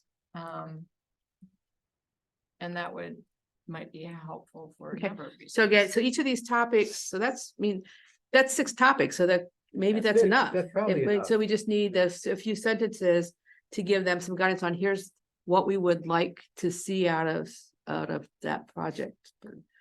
And then we can maybe solidify that in January. Okay. And then, because they'll be then, the end of Yeah, January is yeah. when school starts in Karen? February. Well, yeah, the right, well, remember the other thing we wanted to discuss in January was have a big discussion on outreach. You pushed Right, up to that point. and this is a good connection with that, because this is outreach, Yep. and we're asking them to do outreach, so. It's outreach. So that's a great overlap. It's an example of outreach. What happens if the outreach they were trying to do for Earth Day Mhm. and developing a table and so forth? To build on that, in other words, to bring this topic up again, only let's take it to the next Well, step. and that's why that paragraph, the Earth Day paragraph will say, you know, build on last year's project and add, you know, whatever Kristen thinks she wants to try to add to that project. Right, so that's the kind of thing we need to, you know, we can flesh that out between now. The and first January. organizational meeting for that Earth Day event is tomorrow. Oh, wow, so there, Yes, and Kristen's out of town, but yeah, that's okay. well, she'll have her finger on the pulse, I Oh, yeah, mean, absolutely. yeah. She is. She'll so, get notes so, and but, everything. Yeah. right, so Yeah. the Earth Day one's probably the easiest to put together, because she, having experience from last year, she'll know Yeah, exactly right. we got- what she would like to see you have from the the write-up. students this year. Yeah. You know, it might change a little bit, but yeah. you have Yeah, the but right- she'll know, but it will change on people, but she'll know what changes she wants. Right, So she'll exactly, know yep. what the next step is in their processes. So that's the easy one, right? But anyway, so I think we're good with the list. We just need to flesh out into paragraphs. Okay. So All right, that's my opinion anyway. thank Sticking to you. it. Report of staff. Hold on, because I think you skipped it. Draft meeting schedule first under new business. Yes. What I do you didn't got? skip it. I just thought you. He's letting Well, it be usually, your, according to the agenda, new business comes before, I'm last. Oh, you're last. Yeah. Oh, I You wanna dropped change- you off. letting I you- dropped you off. I think I'm letting you part of, I know. the calendar be part of your report. I know, think is well, what- I couldn't. I can totally make that as part of the report if you want. Okay, it's in the agenda. Yes. Where is that? There it is. Uh. No surprises. No really Yeah, surprises, just the let's two see, dates that are 8th, got 5th, moved. 4th, 1st, 6th. April Fool's Day. That's interesting. No, we should Okay. change that. Just Uh, kidding. All right, I mean, I didn't see anything unnatural about it. Date, time, all is the same. Yeah, 5 o'clock, unless someone wants to suggest a different time. All right, so we should probably vote on this. That's probably good. I move we vote on the schedule as you. presented. I Second. second it. All in favor? Okay. Aye. All opposed? All right, perfect. Okay. All right, now I just have a couple of really quick things. So the community connectivity plan that Parks and Rec is doing, two firms submitted an RFQ or RFP. Request for quote, I don't know, it depends on what they did. I don't know what they did. Request for. Anyways, RFP, something. yeah, something like that, one of those. And they're gonna be being interviewed at the end of the month, so that they're getting closer to starting the process of that community connectivity plan. The panel is already set, but what I've heard is at the end of the month, that's happening. I mentioned last month about the landscaping regs. They're getting very close to draft final. And it looks, as long as they get finalized by this, I mean, not even this week. So 14. Yeah, in the next couple of days, most likely they will be released to to planning and zoning for next week's meeting. Still means you have plenty of time, but as soon as they come out, I'll forward them on to all of you. So you can start looking at them and decide if you want to go to I mean, they're not just going to get approved overnight. There's going to be a lot of discussion at the planning and zoning meeting. The planning and zoning meetings next week. But anyways, there's some pretty big changes on there. There's some brand new plant lists and stuff I think you'll all be very interested in. So that's all I got. All right, tomorrow's A quick voting. question, the 29th of November, Mascara. Scaras, where's that meeting gonna be? I thought it was online. No, Oh, I don't know. they said they send me an invite, Right. so. that's Or you all. can forward, if you forward me the invite, Yeah. and then I can forward around to they- you all. Yeah, they did say I was, that they would add me to. Oh, the so it's gonna be a distribution. Zoom meeting. I don't know. I don't know, but it's an open meeting, and so Right. they're not restricting it. I just wanted to make sure I knew the time, the place, and Mhm. Right, the mechanism. So I'll spread it around. That's fine. That'd be great. Okay.